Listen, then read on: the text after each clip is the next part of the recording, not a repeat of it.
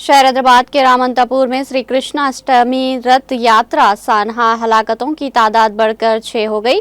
अंबरपेट के रहने वाले 21 साल गणेश पीर की दोपहर उस्मानिया जनरल हॉस्पिटल में इलाज के दौरान मौत हो गई। ये वाकया इतवार की निशब रामंतापुर के गोकुल नगर में उस वक्त पेश आया जब 5 अफराद करंट लगने से हलाक और 4 दीगर जख्मी हो गए। वाकया उस वक्त पेश आया जब सजा हुआ रथ खींचने वाली गाड़ी खराब हो गई।